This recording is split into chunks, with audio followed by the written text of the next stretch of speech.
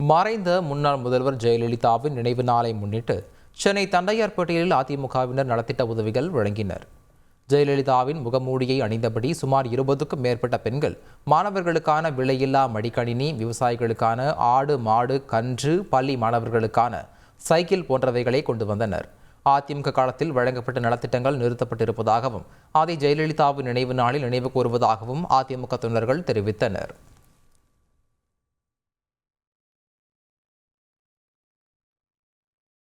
முன்னாள் முதலமைச்சர் ஜெயலலிதாவின் மகள் என்று கூறிக்கொள்ளும் ஜெயலட்சுமி அவரது நினைவிடத்தில் மலர் தூவி அஞ்சலி செலுத்தினார்.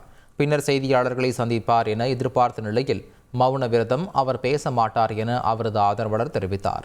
இவர் கடந்த மக்களவைத் தேர்தலையொட்டி புதிதாக எம்ஜிஆர் அம்மா திராவிட முன்னேற்றக் கழகம் என்ற கட்சியை தொடங்கியிருப்பதாகவும் தனது கட்சிக்கு இரட்டை இலையுடன் கூடிய இரட்டை ரோஜா சின்னத்தை தேர்தல் ஆணையத்தில் கேட்டிருப்பதாகவும் அவர் கூறியிருந்தது குறிப்பிடத்தக்கது.